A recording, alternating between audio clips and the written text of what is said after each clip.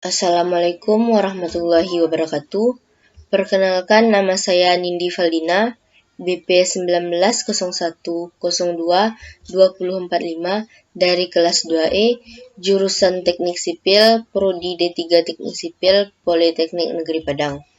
Saya akan menjelaskan tentang aliran berubah beraturan, klasifikasi profil muka air, dan perhitungan profil muka air dengan mata kuliah Hidrolika dan Labor Teori. Dosen pengampu Bapak Suhendrik Hanwar MT. A. Aliran berubah beraturan. Aliran berubah beraturan atau spatially varied flow atau lambat laun atau gradually memiliki debit seragam akibat pertambahan ataupun pengurangan air di sepanjang saluran. Pertambahan maupun pengurangan air ini akan menyebabkan gangguan pada energi atau kadar momentum atau momentum konten aliran. Maka sifat-sifat hidrolis aliran berubah beraturan akan lebih rumit dibandingkan dengan aliran yang debitnya tetap. Sifat-sifat hidrolis aliran berubah beraturan yang debitnya bertambah besar dalam hal-hal tertentu berbeda dengan aliran yang sama namun debitnya berkurang. Selanjutnya, terdapat penurunan persamaan aliran berubah beraturan. Z merupakan tinggi dari bidang persamaan dengan saluran kemiringan, D cos theta dari dasar saluran dengan muka air, dan A V kuadrat per 2G merupakan jarak antara muka dengan garis energi kemiringan. Ada 6 langkah untuk menurunkan persamaan aliran berubah beraturan, yaitu 1. Aliran bergerak dalam satu arah, adanya arus melintang yang cukup deras berbentuk aliran melingkar, khususnya pada saluran pelimpah. Yang kedua, pembagian kecepatan pada penampang melintang selalu tetap dan seragam, yaitu koefisien pembagian kecepatan diambil 1. Yang ketiga, tekanan pada aliran bersifat hidrostatis terjadi akibat aliran sejajar, akan tetapi pada bagian pengeluaran aliran akan melengkung dan cukup menyimpang dari berbagai anggapan. Nilai koefisien pembagian tekanan yang tepat dapat diterapkan bila diperlukan. 4. Kemiringan saluran relatif kecil sehingga efeknya terhadap tinggi tekanan dan gaya pada penampang saluran sangat kecil.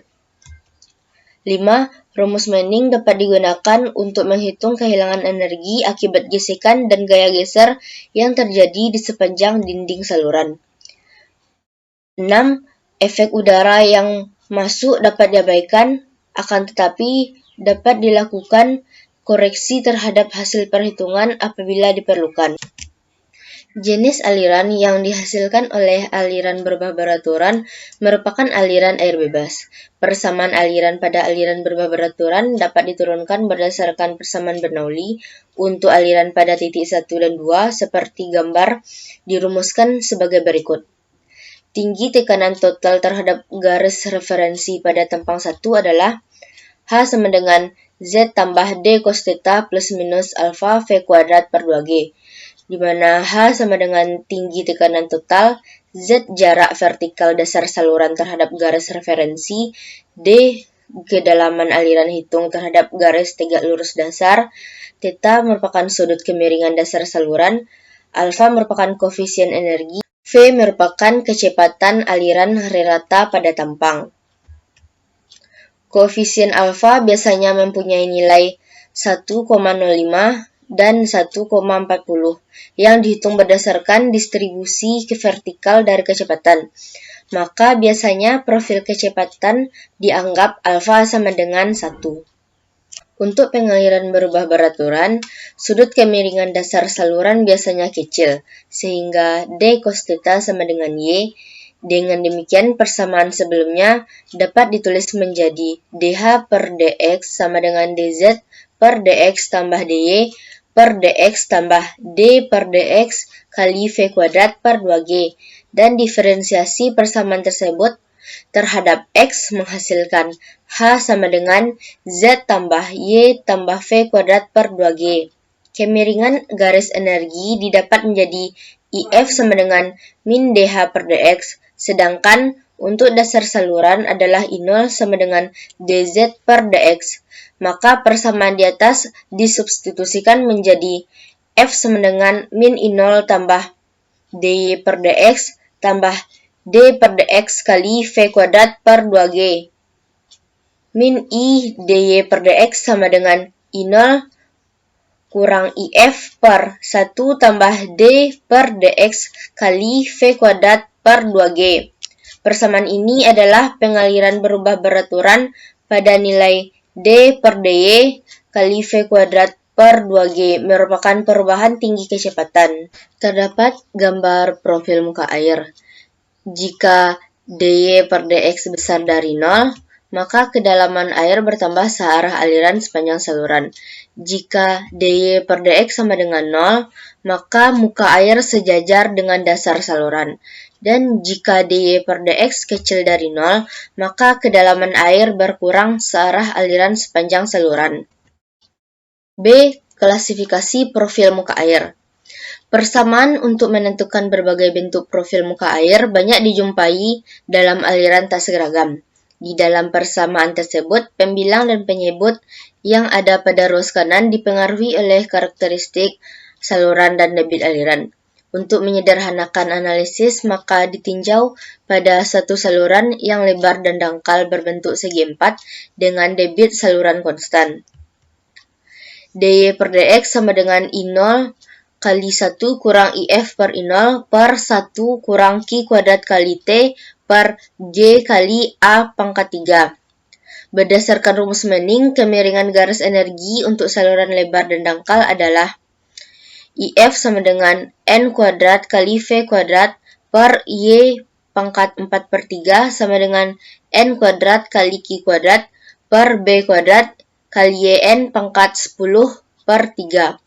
Untuk aliran seragam, di mana IF sama dengan I0 dan kedalaman aliran adalah YN atau kedalaman normal, maka I0 sama dengan N kuadrat kali V kuadrat per YN pangkat 4 per 3 sama dengan N kuadrat kali Q kuadrat per B kuadrat kali YN pangkat 10 per 3. Dengan menggabungkan persamaan tersebut, maka persamaan baru dapat ditulis dalam bentuk dy per dx sama dengan I0 kali 1 kurang YN per Y pangkat 10 per 3 per 1 kurang YC per Y pangkat 3.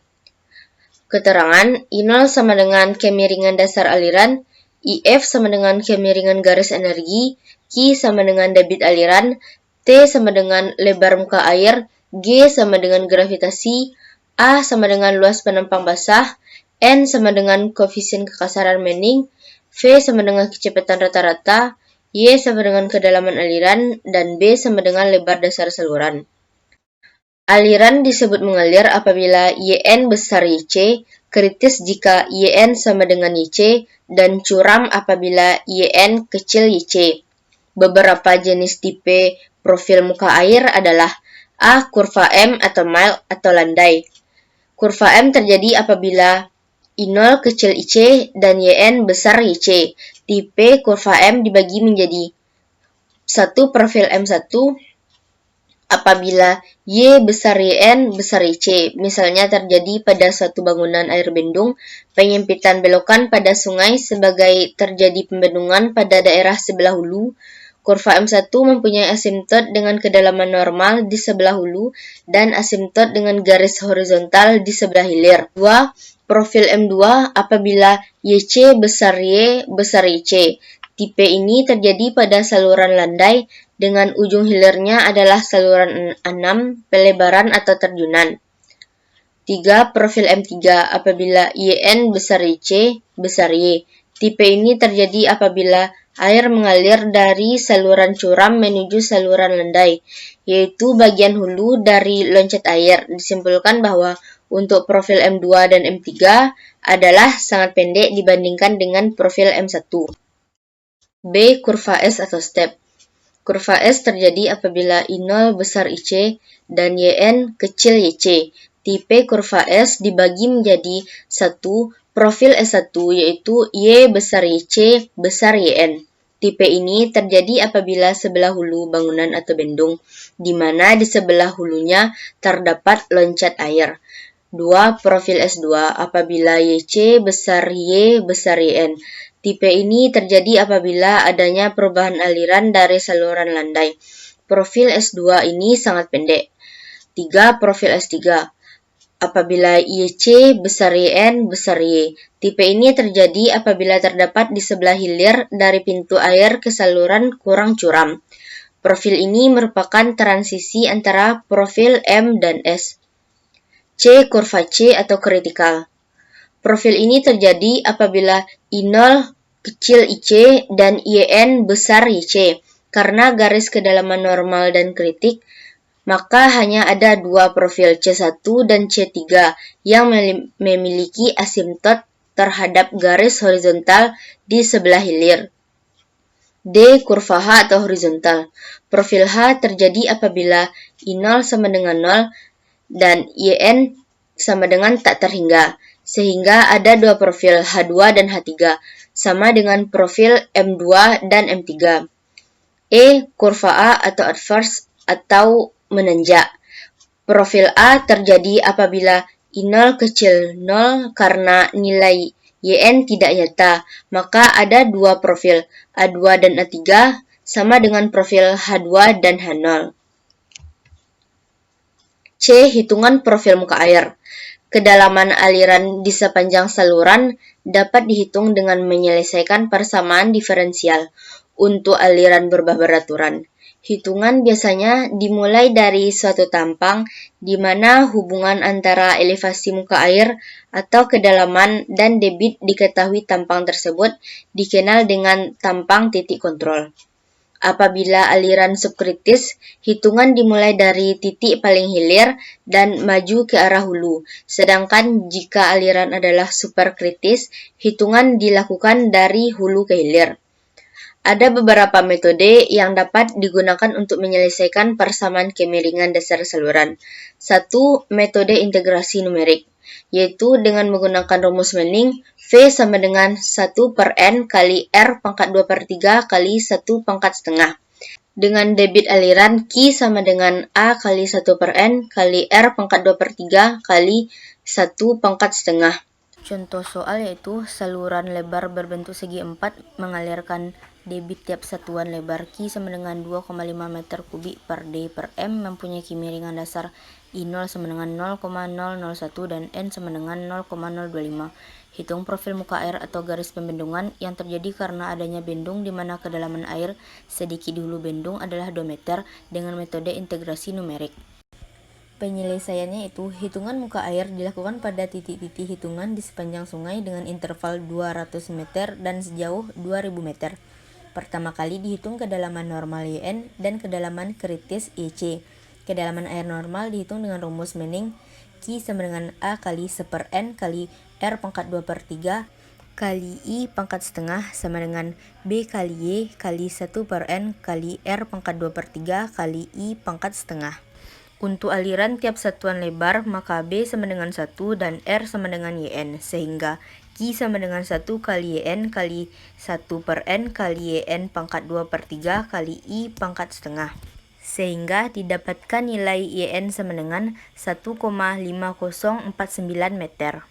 Kedalaman air kritis dihitung dengan persamaan YC sama dengan akar 3 dari Q kuadrat per G sama dengan akar 3 dari 2,5 kuadrat per 9,81.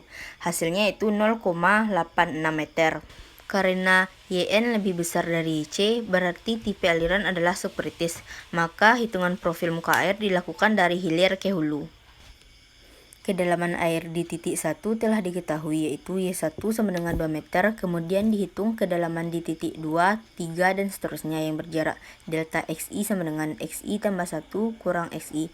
Hitungan profil muka air didasarkan persamaan Y1 tambah 1 sama dengan YI tambah FI tambah 1 per 2 kali XI tambah 1 kurang XI sama dengan YI tambah FI tambah 1 per 2 kali min delta X1.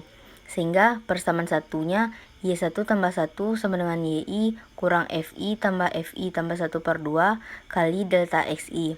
Dan Fi sama dengan I0 kurang N kuadrat kali Q kuadrat per A kuadrat kali R pangkat 4 per 3 kali I per 1 kurang Q kuadrat kali T per G kali A pangkat 3 kali I untuk saluran lebar, sehingga didapatkan persamaan kedua Fi sama dengan I0 kurang N kuadrat kali Q kuadrat per Y pangkat 10 per 3 kali I per 1 kurang Q kuadrat per G kali Y pangkat 3 kali I. Untuk I sama dengan 1, F1 sama dengan 0,001 kurang 0,025 kuadrat kali 2,5 kuadrat per 2 pangkat 10 per 3 per 1 kurang 2,5 kuadrat per 9,81 kali 2 pangkat 3 sama dengan 0,000665. Pertama kali dianggap F2 sama dengan F1, sehingga persamaan 1 dapat dihitung Y2 sama dengan Y1 kurang F1 tambah F2 per 2 kali delta X1, sehingga didapatkan nilai Y2 1,8669. Untuk mencari F aksen 2 dan Y aksen 2 didapatkan dari persamaan 1 dan 2 tadi, sehingga F aksen 2 sama dengan 0,000568 dan Y aksen 2 sama dengan 1,8767. Karena Y aksen 2 kongruen atau hampir sama dengan Y2, maka hasil hitungan Y2 sama dengan 1,8767 sudah benar. Selanjutnya dilakukan dengan prosedur yang sama sejauh 2000 meter dalam bentuk tabel, sehingga pada jarak kumulatif 2000 meter didapatkan Y1 sama dengan 1,5121 meter. 2. Metode langkah langsung, yaitu dilakukan dengan membagi saluran menjadi sejumlah bias dengan panjang delta X dengan menganggap bahwa distribusi kecepatan adalah seragam pada tampang lintang dan koefisien Coriolis 1, maka Z1 tambah Y1 tambah V1 kuadrat per 2G sama dengan Z2 tambah Y2 tambah V2 kuadrat per 2G tambah HF. Mengingat Z1 kurang Z2 sama dengan I0 kali delta X dan kehilangan tenaga HF sama dengan IF kali delta X, maka delta X sama dengan Y2 tambah V2 kuadrat per 2G kurang V1 tambah V1 kuadrat per 2G per I0 kurang IF, atau delta X sama dengan ES2 kurang ES1 per I0 kurang IF. Contoh soal, suatu saluran segi 4 dengan lebar B sama dengan 2 meter mengalirkan air dengan debit Q sama dengan 2 meter kubik per detik. Kedalaman air pada dua titik yang berdekatan adalah 1,0 meter dan 0,9 meter. Apabila koefisien Manning N sama dengan 0,012 dan kemiringan dasar saluran I0 sama dengan 0,0004, hitung jarak antara kedua tampang tersebut. Penyelesaiannya itu mencari karakteristik aliran pada tampang 1. Luas tampang basah yaitu 2 meter kuadrat, keliling basah 4 meter, jari-jari hidraulis 0,5 meter, tinggi kecepatan 0,051. Selanjutnya, mencari karakteristik aliran pada tampang 2. Luas tampang 1,8 meter kuadrat, keliling basah 3,8 meter, jari-jari hidraulis 0,474, tinggi kecepatan 0,0629. Sehingga tampang basah hari rata AR sama dengan A1 tambah A2 per 2 sama dengan 1,9 meter kuadrat, dan jari-jari hidraulis hari rata R sama dengan R1 tambah R2 per 2 sama dengan 0,487 meter. Kemiringan garis energi dihitung dengan persamaan Manning berdasarkan nilai AR dan RR, sehingga didapatkan nilai F1 sama dengan 0,000416 dan jarak kedua tampang adalah 5361,8 meter. 3. Metode integrasi grafis, yaitu metode ini dapat digunakan untuk semua tipe aliran berubah beraturan. Prinsip dasar dan aplikasi metode tersebut dapat ditulis dalam bentuk dx per dy sama dengan 1 kurang Q kuadrat kali T per G kali A pangkat 3 per I0 kurang IF. Ruas kanan dari persamaan di atas hanya merupakan fungsi dari Y untuk bentuk saluran tertentu, sehingga dx sama dengan Fy kali dy. Untuk menghitung profil permukaan air, integral dari x1 sampai x2 dx sama dengan integral dari y1 sampai y2 fy dy sama dengan integral dari y1 sampai y2 kali dx per dy kali dy. Sekian dari saya. Assalamualaikum warahmatullahi wabarakatuh.